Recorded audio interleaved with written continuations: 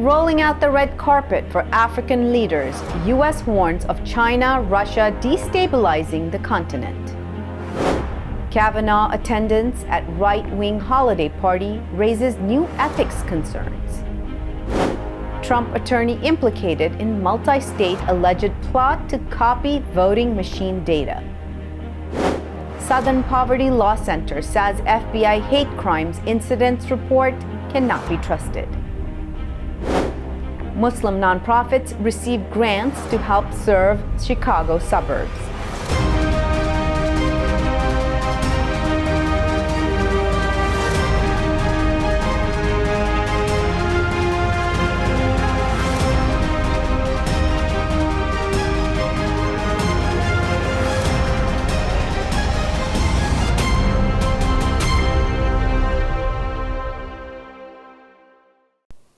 From Washington, D.C., this is the Muslim News on Muslim Network TV. Assalamu alaikum, I'm Hena Zuberi.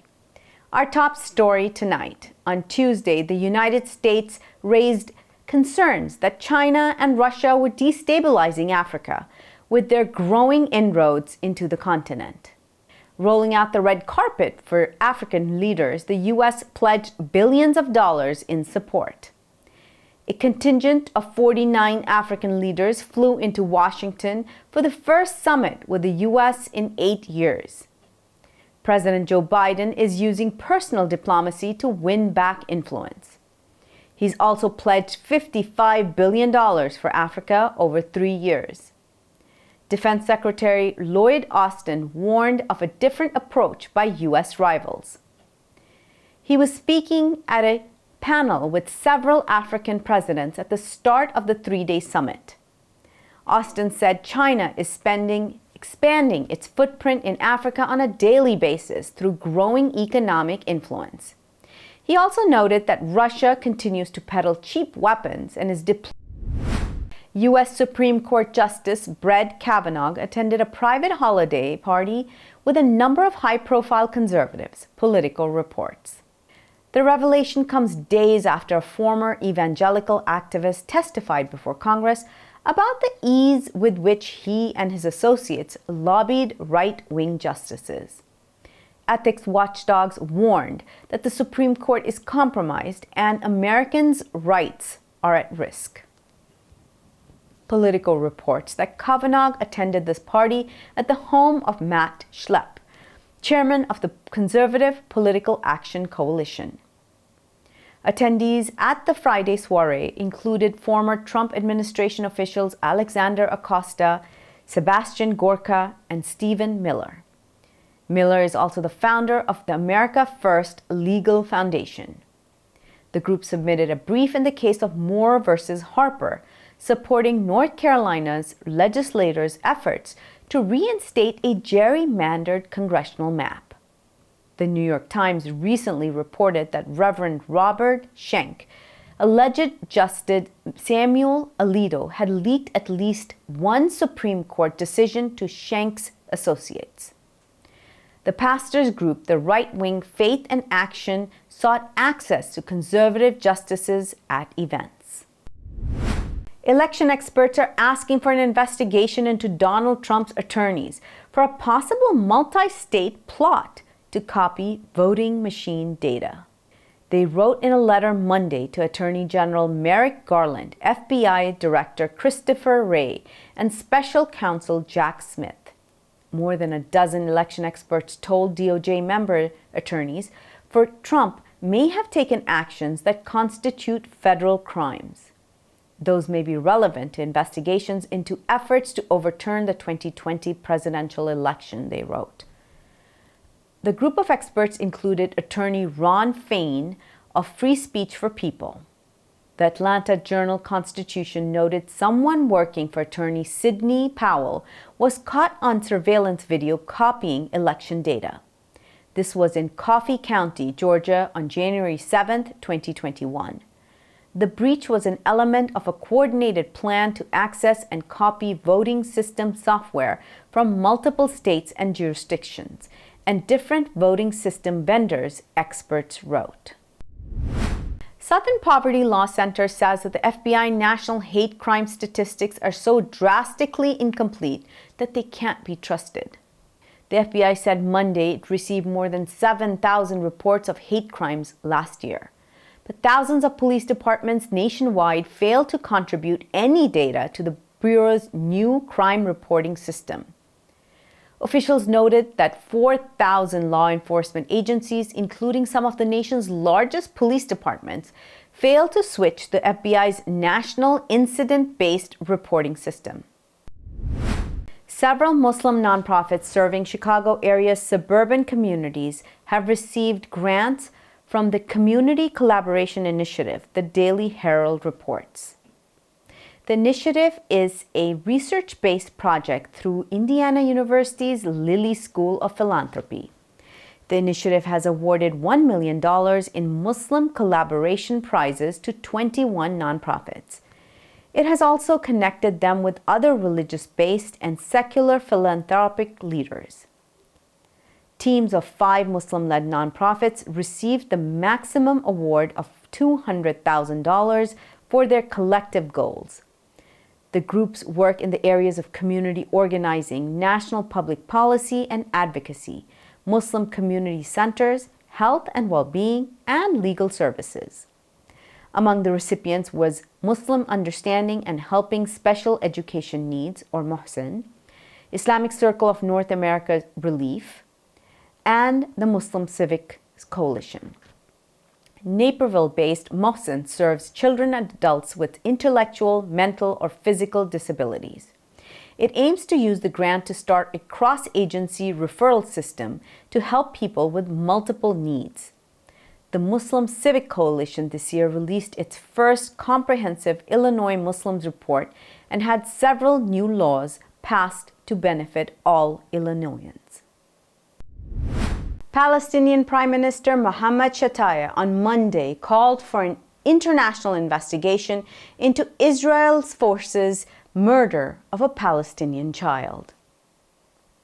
16-year-old Jana Zakarneh died Sunday after Israeli soldiers shot her during a military raid in the occupied West Bank city of Jenin. Shtayyeh termed the murder another crime to be added to the horrifying crimes committed by occupation forces against children. The Palestinian premier called on UN Special Representative for Children and Armed Conflict Virginia Gamba to investigate Israel's crimes against children. He called on Gamba to place Israel on the UN list of shame. Gamba is currently visiting the Palestinian territories. The Palestinian Foreign Ministry held Israel fully responsible for the raid that caused Zakarneh's death. The ministry called on the U.S. and international community to take an effective position to force Israel to halt this criminal escalation. The Israeli army said it accidentally shot Zakarneh. The bodies of 27 migrants, including 4 children, have been discovered in the desert in Chad. More news after the break. Stay tuned, and we'll be right back after these messages.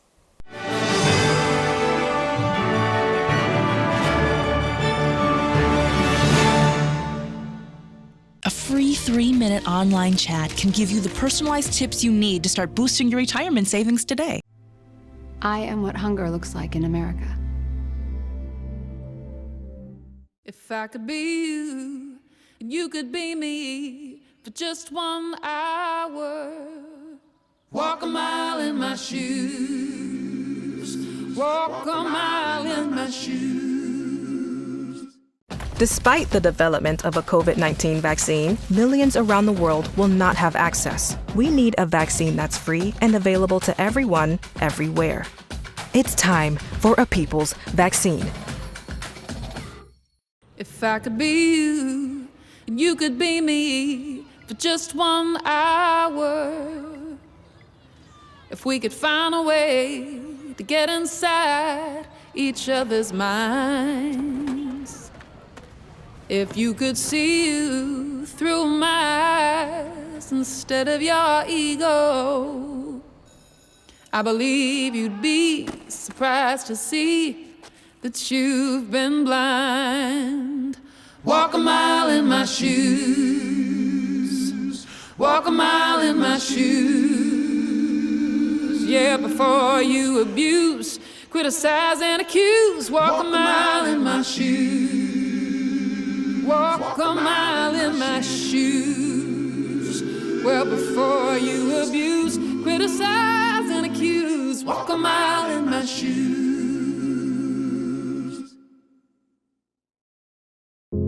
We are Justice for All. Headquartered in the heart of downtown Chicago, Justice for All is a global humanitarian initiative dedicated to raising awareness for human rights concerns impacting vulnerable minority groups. Our diverse team of staff and volunteers, led by Imam Malik Mujahid, work tirelessly to help Justice for All achieve their goals.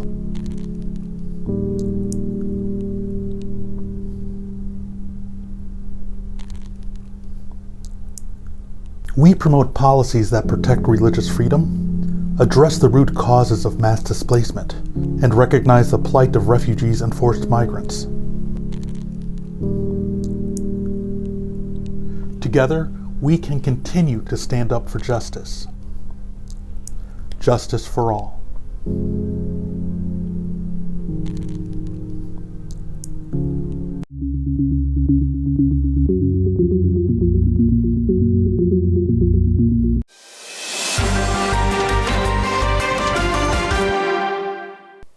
Welcome back. The bodies of 27 migrants, including 4 children, have been found in the desert in Chad, according to the International Organization on Migration. The agency said that the migrants eventually died of thirst. The migrants left in a pickup truck nearly a year and a half ago from Mosque, a town in west-central Chad. They're believed to have gotten lost deep in the desert when the truck broke down, the United Nations affiliate agency said. Landlocked Chad borders Libya to the north and is a transit country for migrants trying to reach the Mediterranean.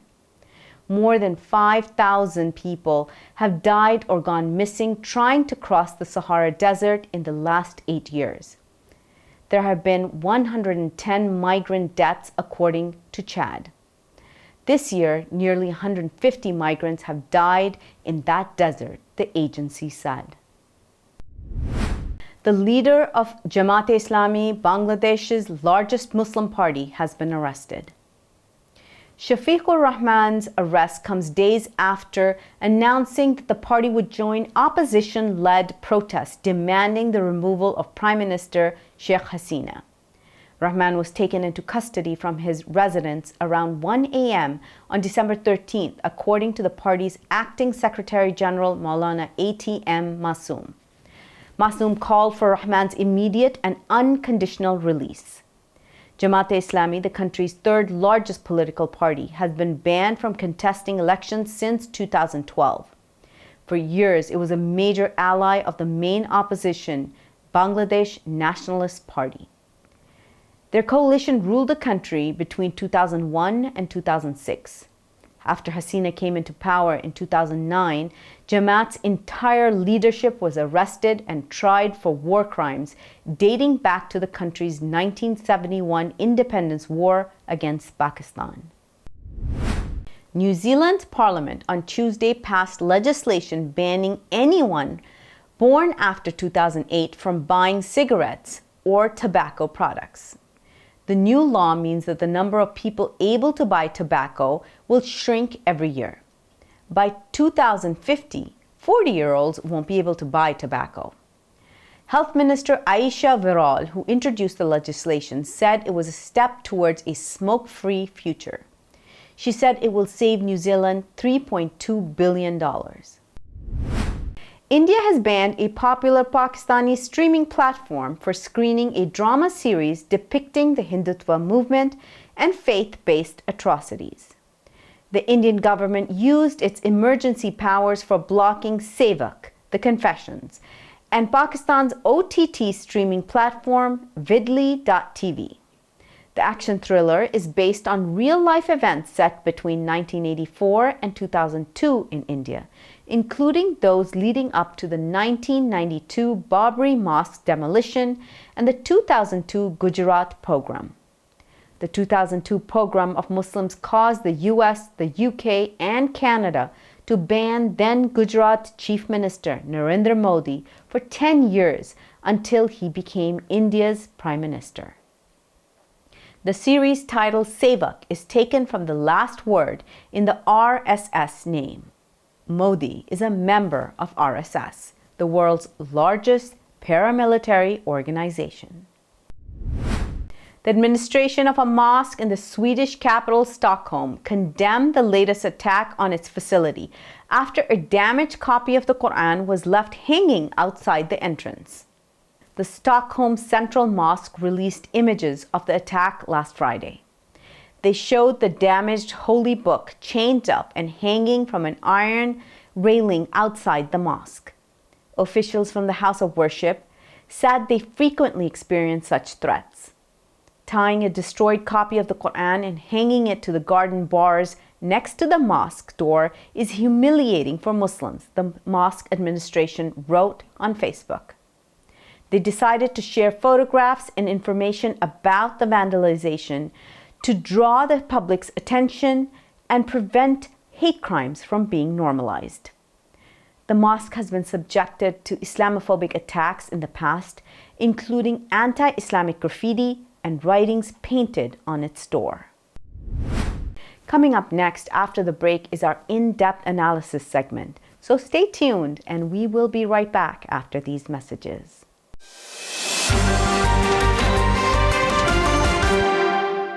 If I could be you, and you could be me for just 1 hour.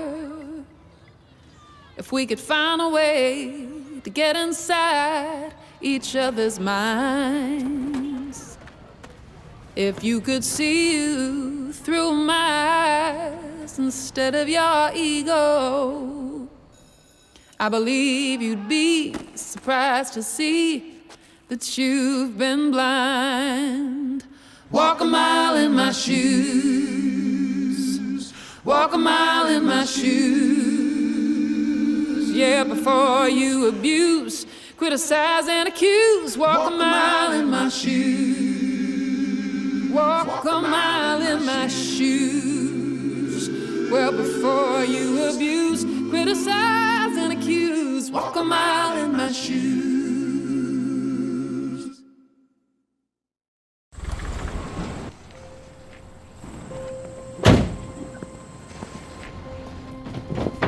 Dad, they took over my bedroom. Come on, come on. Okay, Dad. 1, 2, 3. Dad!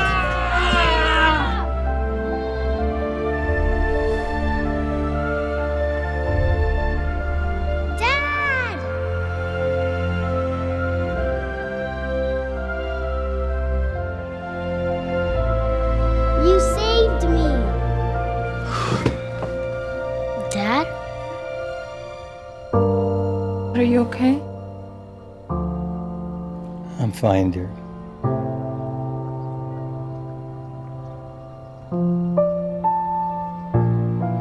Your hero needs you now, and AARP is here to help.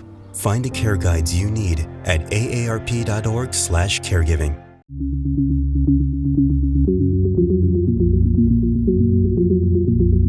To stop this genocide, we need your help.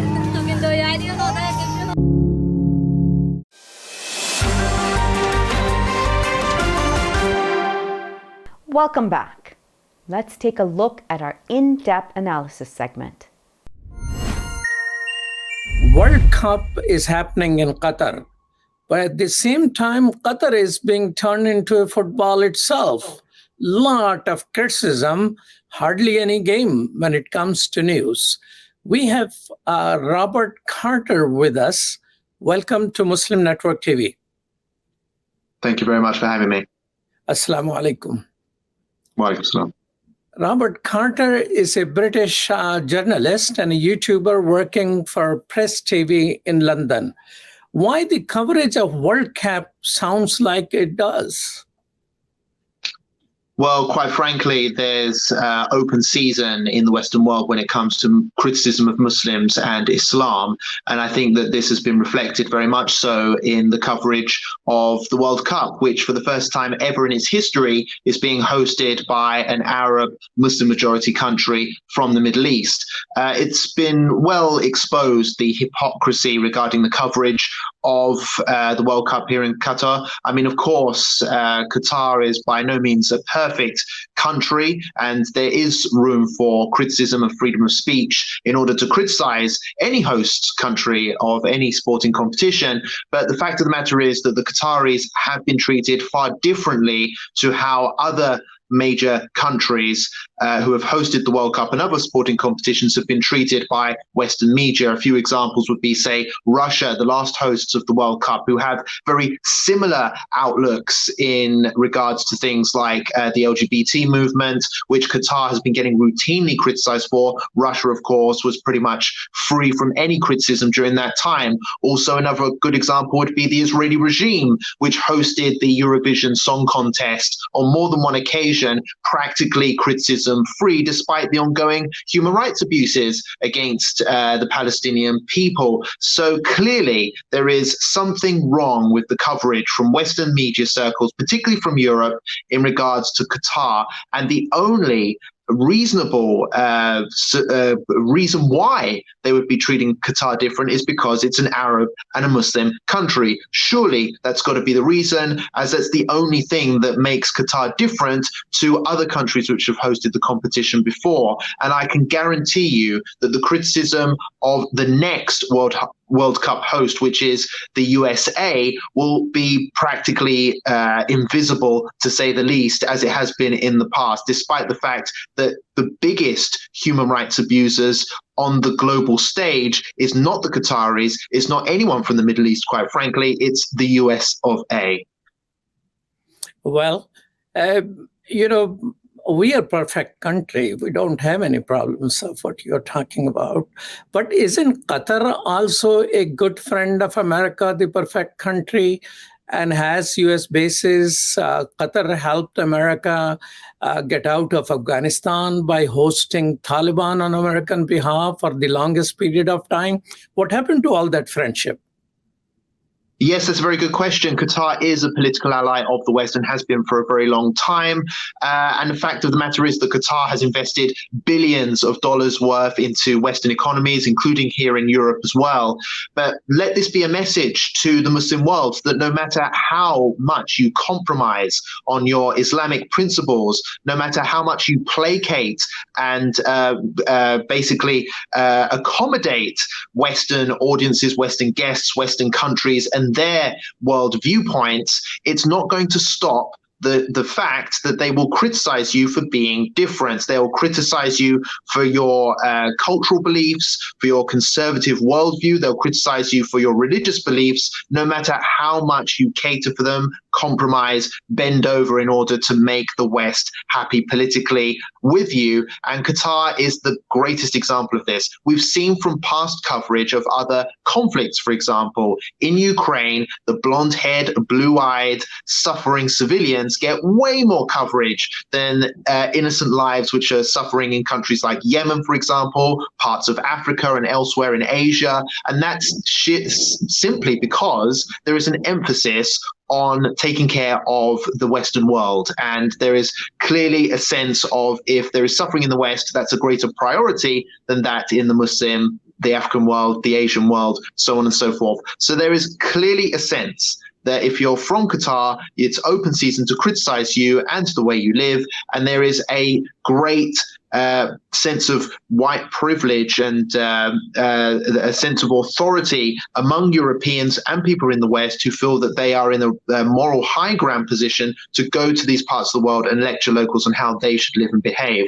And I urge anyone from the Muslim world watching this to learn a lesson, to be proud of who you are, what your belief systems are, and to stand up for them and not always look to the West and simply compromise at every opportunity, because they're not there to basically reward you for that. They're still going to criticize, condemn, and push their worldview onto you, regardless of what you do in return.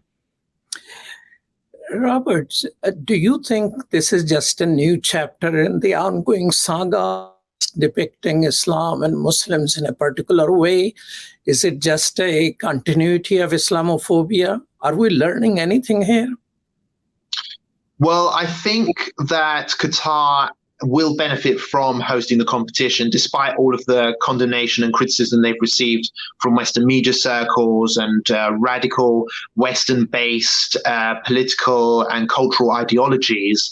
A lot of people are going there. Millions of people are going to visit over the course of the next few weeks and months, and they're going to witness what Arab and Muslim culture is really like behind those headlines. So I think that there will be some positives from Qatar hosting this competition, although I wish that they hadn't compromise so much on local culture and Islamic principles in order to cater for their guests. But still, there is a bit of dawah going on. They are showcasing what real Islam, real Arab culture is to many, many visitors. So hopefully there will be a kind of more positive view of the Arab and Muslim world among Western masses. But unfortunately, no, I think that there will still be a lot of criticism, a lot of negativity regarding the coverage of that part of the world. The media machine in the West here, the political machine in the West here, is not willing to change just because of a sporting competition. But again, I hope Muslims are going to look at what's happened here and learn from it, learn that we've got to build our own institutions, build our own communities,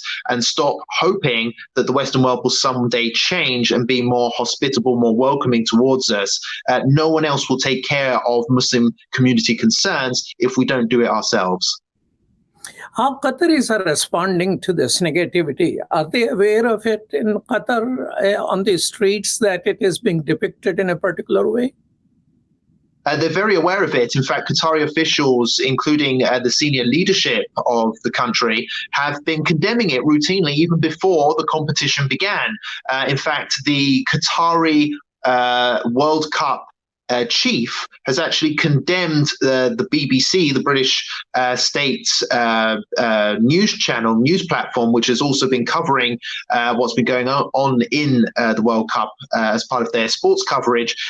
They've actually been condemned by the Qataris for blatantly racist and inappropriate coverage, as many of their sports pundits are being used as some kind of propaganda mouthpiece to push a particular campaign which promotes things like the LGBT movement in the Muslim and Arab world, and condemns local laws and customs which are based on Islamic practices and principles, things like that. So this has been routinely condemned by the Qatari authorities. I think that all fans, Qatari, Muslim, and even non-Muslim fans, are getting quite sick of this, quite frankly.